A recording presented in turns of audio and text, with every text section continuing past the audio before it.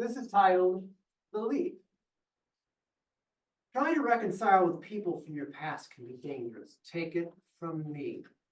See, I grew up in a small town. Not much to do but make the lives of the nerds in my school more miserable than mine. I tormented Lewis all through gym class. I made Martin dread coming to school. And this one kid named Clark was a favorite target of mine. We called him Clark the Narc. Such a goody-goody. He was a nobody in our school, nothing special, and yet he stuck out like a sore thumb. Smart enough, I guess. He was always dreaming out loud about moving to the city and making it big in business. We mocked him for it. No one got out of our dinky little town in the cornfields, and we wanted to make sure he didn't get the idea of being the first. I guess I was jealous of his ambition and potential because I made his life pretty awful. I was a real jerk to him, made fun of his farm clothes, ripped him more than once, threw him up against lockers, gave him swirlies in the toilet, shot him hard with those rubber-banded paper wasps in class, humiliated him every chance I could when girls were present. The poor guy. Yeah, it's bothered me ever since. My stupid, abusive teenage self coming down so hard on Clark. When Facebook came around, my guilt made me look him up. Sure enough, I found him. And sure enough, he was in the big city, rising the ranks of the big-time media. I guess, anyway. He was doing better than I was, me trying to sell tires from the gas station I worked at as a teenager. So I bit the bullet and messaged him, gave him my cell phone number, and dude, he called me. I was shocked that he responded and was actually friendly to me. He said that he definitely remembered me. I figured he'd verbally give me the bird and tell me to kiss off or get bent. But he was actually really cool. We talked for a while. At the end, he said I should text him when I was in town, down his way, and we'd get a beer. I couldn't believe it. It was like none of it had happened. So a few weeks later, I'm in the city on a delivery from my shop, and I figured, why not look it up? I texted, and we arranged to meet at a place across from his work for a burger and a beer. I didn't wait long. I hadn't seen him since high school, and I didn't recognize him hardly. He'd gotten big, like really solid. I thought maybe that my torture might have motivated him to go work out. Looked like he knew how to handle himself for sure, though I never knew him to be a fighter. I was impressed, and I told him so, and then I apologized. He took it well and nodded his forgiveness, and we sat and ate and chewed the fat for an hour or so. The longer I spent with him, the worse I felt for how I treated him, and the more I couldn't believe that he was willing to let bygones be bygones. We started talking about his job, and he mentioned how much he'd learned about the city and its architecture. It was interesting enough, and then he said that the building that he worked in was special, in fact, and had this one crazy quirk. He said that it was designed aerodynamically by aerospace engineers and situated on the street in a particular way.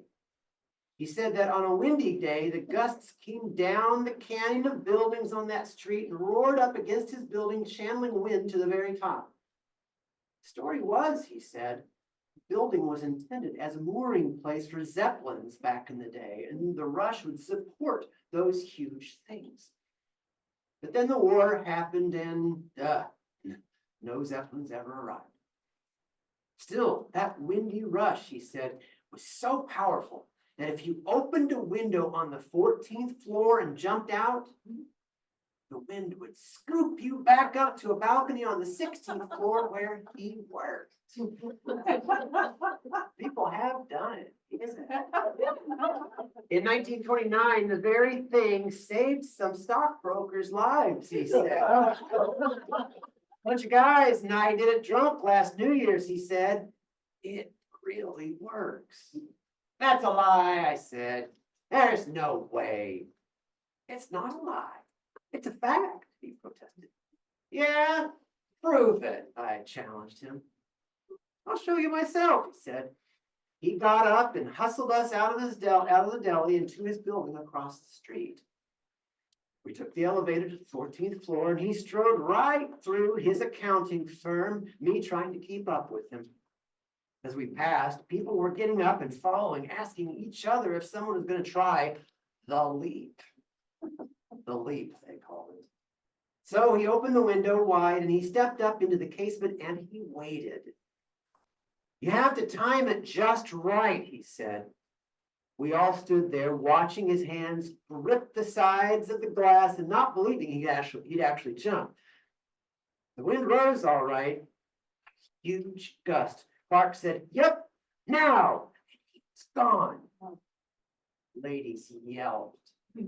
I rushed to the window and looked out, and sure enough, he was falling. I couldn't believe I was going to watch him die, but he slowed. And then he tumbled in mid-air, and he seemed to catch his balance somehow, couched in a net of wind. To our amazement, he rose slightly past the window and kept going up, up, up. I craned my neck out the window, and I couldn't believe my eyes. 2 flights up, he had landed on his feet on the balcony on the 16th floor. Hair a little messed up, but he even kept his glasses on. He waved to me and the cheering accountants and shrugged. "See?" he yelled down to me. "What do you think?" "I can't believe it," I called back. "It happens every time?" "Nah, the timing has to be just right," he called, serious now. "You want to go? I'll tell you when." "You gotta go exactly when I say, though. Climb up." The crowd behind me urged me on, spurred me up into the window. I figured if it worked for him, big as he was, it had to work for me. Before I knew it, I was teetering there halfway out a window, 14 floors up, white-knuckled, waiting for the signal to jump. This is stupid, I was saying when Clark yelled down, "Now, go, go, go!" So I left. I fell. And I kept falling. The only wind I felt was the breeze I was slicing through.